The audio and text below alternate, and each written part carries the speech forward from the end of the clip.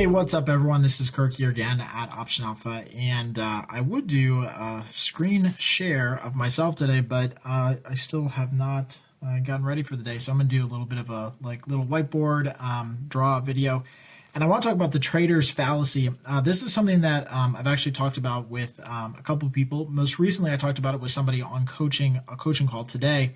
But it's just this whole idea of consecutive losing trades, consecutive losses, and it really comes from gambling. So those of you who, I guess, are gamblers, you guys might have known this or you experienced this. But what happens is that let's say that you have, a losing trade and then a losing trade and then a losing trade, like all in a row, and you think to yourself, okay, well, I've had 3 losing trades in a row, so the next trade has to be a winning trade, right? And so you make a big bet assuming that this one trade is going to be a winning trade because, I mean, come on, what are the chances of having 3, 4 losing trades in a row?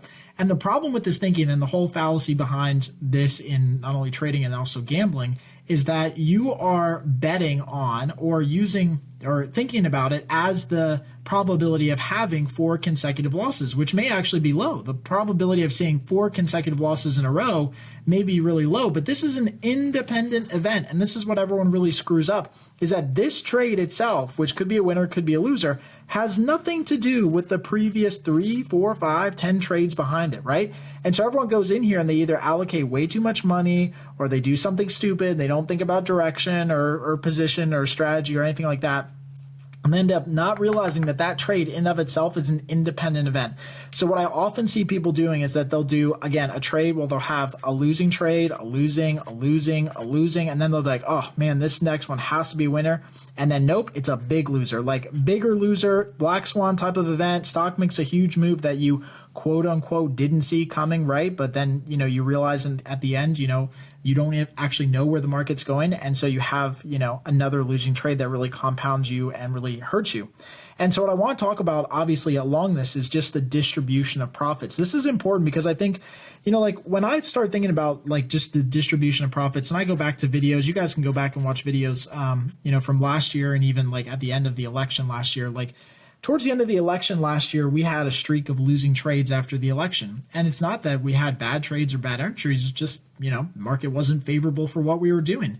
And so in November and December, we ended up losing a little bit of money because we kept trading. And this is exactly what I said on those videos when we had losing trades in November and December. I said, just keep trading. The numbers always work out. We've already recouped all of our money in January and February because we kept trading.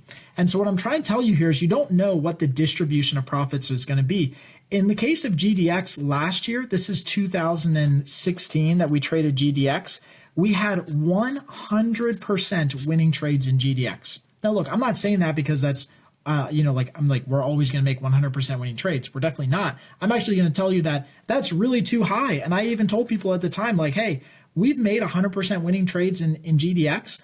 The distribution of profits does not favor consecutive WWWWWs time and time again, right? It just doesn't favor it. So we're not going to ever have just a string of 100% winners. At some point, we're going to have losing trades. And that's good because that means that we're just going to keep our position size the same, right? And realize that at some point we're going to get hit, and that's okay. But it also means that if you do have a string of losers, folks, that doesn't mean that you're necessarily doing something wrong. You don't know what the distribution of your winners and losers is going to be. And the problem is everyone thinks they do, and they start looking at one trade versus the next, versus the next, versus the next. What you should be looking at is how many winners or losers do I have after 1,000 trades? Or after 10,000, contracts traded. Then you start really looking at it and saying, okay, what's my distribution been? But you could legitimately have the first, 50 or 60 trades that you do be losers just as much as you could have the first 50 or 60 trades be winners. And then half of you are saying that options trading sucks and stinks. And the other half of you are saying that options trading is the best thing since sliced bread. It's the holy grail, right? But you just don't know what your distribution of profits is going to be and what your distribution of winners is going to be. So hopefully this kind of makes sense and maybe kind of, just got you recentered, a little bit here today on Tuesday, kind of getting back from the long work week. If you guys like this, give me the thumbs up, the hearts in here. I'd love to know what you guys think.